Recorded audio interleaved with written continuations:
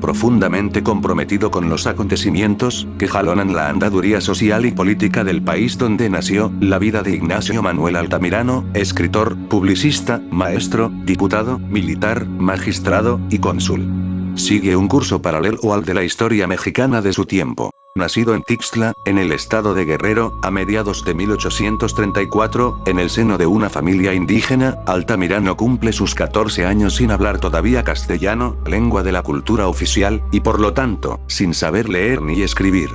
Inicia precisamente por aquel entonces un proceso de alfabetización que sorprende por su rapidez y consigue, en 1849, una beca para estudiar en el Instituto Literario de Toluca, donde imparte sus enseñanzas Ignacio Ramírez, el Nigromante.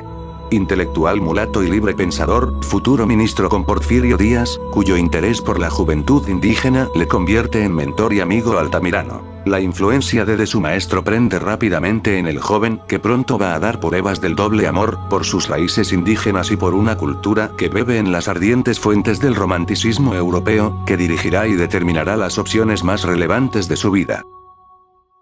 Estudiante de Derecho en el Colegio de San Juan de Letrán, Altamirano se lanza a la palestra política, se alinea con los revolucionarios de Ayutla, combate a los conservadores en la Guerra de Reforma, y más tarde, tras poner decididamente al lado de los juaristas, es elegido en 1861, diputado del Congreso de la Unión, donde exige que se castigue al enemigo, enarbola el estandarte de la patria libre, y en 1863, lucha contra el imperio de Maximiliano y la invasión francesa, alcanzando, en 1865, el grado de coronel por su participación en las batallas de Tierra Blanca, Cuernavaca y Querétaro. En 1867, restablecida ya la República, consagra por fin su vida a la enseñanza, la literatura y el servicio público, en el que desempeña muy distintas funciones como magistrado, presidente de la Suprema Corte de Justicia, oficial mayor en el Ministerio de Fomento y cónsul en Barcelona, en el año de 1889, y en París en el año de 1890.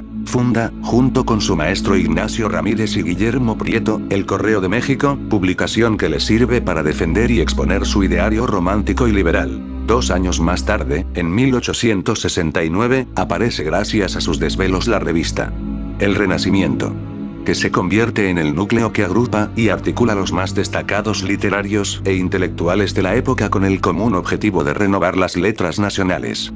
Ese deseo de renacimiento literario y el encendido nacionalismo, que también se adapta a sus ardores románticos, desembocarán a la publicación de sus rimas, 1871.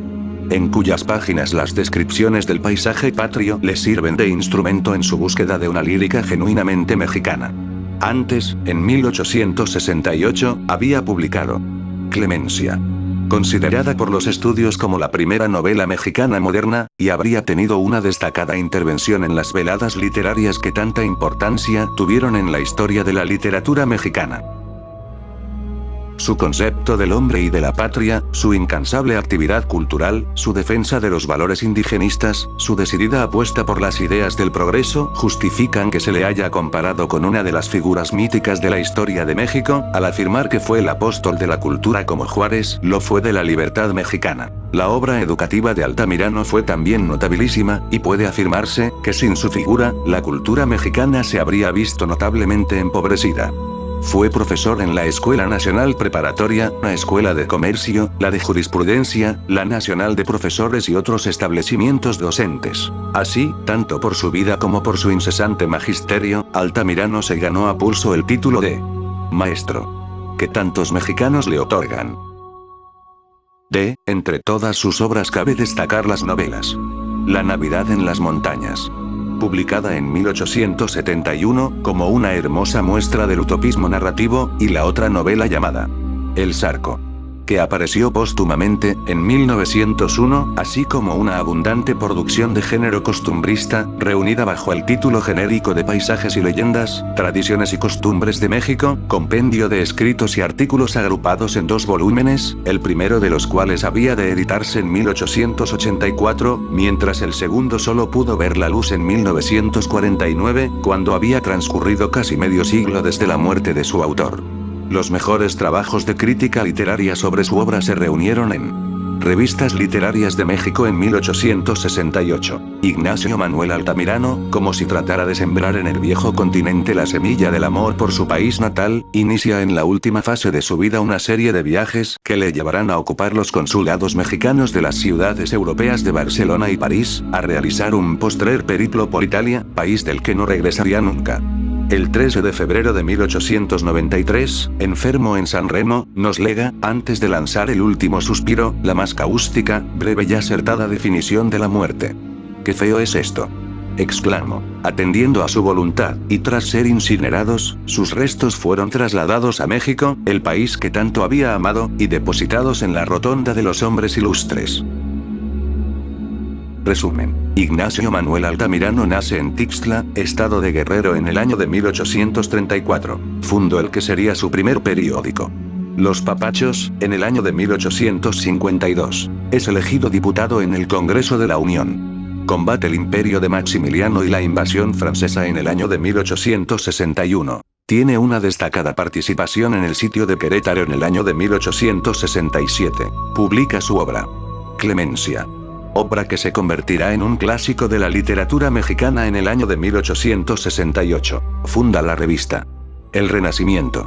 En el año de 1869, realiza su primera edición de rimas de la novela Navidad en las montañas en el año de 1871. Realiza el primer volumen de Paisajes y leyendas, tradiciones y costumbres de México en el año de 1884. Durante un viaje a Europa, fallece en San Remo, Italia, en el año de 1893. Se realiza la edición del segundo volumen de Paisajes y leyendas, tradiciones y costumbres de México en el año de 1949.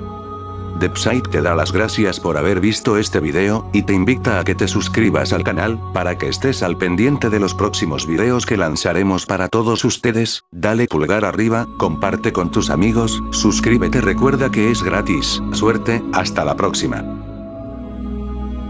Ignacio Manuel Altamirano fue el infatigable apóstol de la cultura, que desde su humanismo polifacético colaboró en la renovación de la sociedad mexicana.